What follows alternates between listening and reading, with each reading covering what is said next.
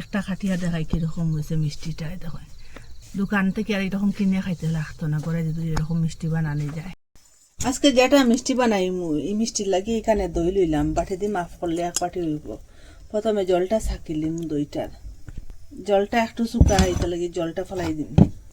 যে বাটির দিয়ে দই হইছিল ওই বাটির দিয়ে 2 বাটি ময়দা দিয়ে দিম এখানে।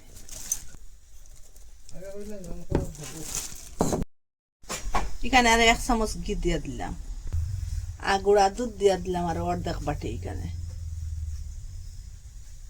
গুঁড়া দুধ দিলে স্বাদটা বাড়িব। বেকিং সোডা দিলাম, বেকিং সোডাটা আগে অর্ধেক চামচ থেকে আরো কম দিয়ে দিছি। বেকিং সোডাটা কম দিবা, পাউডারটা একটু বেশ দিলে কিছু হইতো না, সোডাটা একটু কম দিবা। সব মিশ্রণটা একসাথে মিশাই খুব ভালোভাবে, হাত দিয়ে খুব ভালোভাবে মিশাই। 1 চিমটি এখানে লবণ দিয়ে দিন। এখন দইটা দিলে জলটা জুড়ে গেছে, খুব ভালোভাবে হাত দিয়ে মিশাই। দইটা দেবার লাগিয়ে আর এখানে জল দিতে লাগতো না। আর অর্ধেক চামচ ঘি দিয়ে দিলাম। ওরকম মাটি লিছি, এখন রেস্ট রাখলাম আর 5 মিনিটের মতো। বাটি দিয়ে মাফ করিয়া চিনি আর জল দিম। 1 বাটি চিনি দিলাম, 1.5 বাটি চিনি, 1 বাটি জল, 1.5 বাটি জল দিছি, 1.5 বাটি চিনি, 1.5 বাটি জল দিছি। গ্যাসটা এখন অন করবো। একটু ফুড কালার দিয়ে দিলাম এখানে। এখানে মুখ ফাটাই আর এলাচ 3টা দিয়ে দিলাম, সেন্টার লাগে সুন্দর একটা গন্ধ হইব। আর চিনিটা এখন এটা করলো। ফ্রাইয়ের মধ্যে ঘি দিয়ে দিলাম, এটা কিনা ঘি দিলাম। আপনারা এই জায়গা সাদা তেল দিয়ে বানাইতে পারেন। শিরাটা ওরকম ফুটার পরে এখন গ্যাসটা অফ করে দিলাম। এটা একটা দুটার না হইলে হইব। গ্যাসটা রাখলাম, দুটা একটু সফট হয়েছে। দেখুন একটু সময় এটা মাটি একটু হাতের মধ্যে ঘি লাগাইলাম আর ওরকম সাইজ করুন। প্রথমে বলার মতো লইলাম, একটু হাত দিয়ে ওরকম চেষ্টা করুন। একটা শেপ দিন সবটা ওরকম করে বানাইছি। আর বাকি যেটা আছে সেম ওরকম করে বানাই। আসুন সব এদিকে ঘিটা হয়ে গেছে গরম, এখন ঘির মধ্যে দিলাম।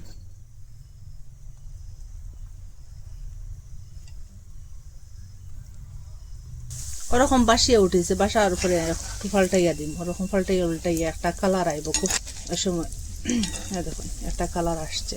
ওরকম উল্টাই পাল্টাইয়া দিন, ওরকম উল্টাই পাল্টাইয়া এটা বাজিন। আগুনটা এখন লো মিডিয়ামে রাখবা, নাইলে ভিতর থেকে হইতো না আর বাইরে দিয়া জ্বলে যাবে। কত মোটা মোটা হয়েছে ফুলিয়া। উল্টাই পাল্টাই ওরকম করে বাজি লিচ্ছি। এখন তেল জুড়ানির একটা হাতা দিয়ে ওরকম তেলটা জুড়াই দিই। আর বাকি যেটা আছে ওরকম করে বানাই একটু কম কম দিব, এটা ফুলিয়া মোটা মোটা হয়ে যায়। চারটা করে দিলাম। তেলটা জুড়াইয়া শিরার মধ্যে দিয়ে দিলাম। শিরাটা একটু ঠান্ডা আছে, শিরাটা ঠান্ডা হয়ে গেছে। 1 মিনিটের মতো গরম করলাম। শিরাটা একটু ভিতরে ঢুকিব,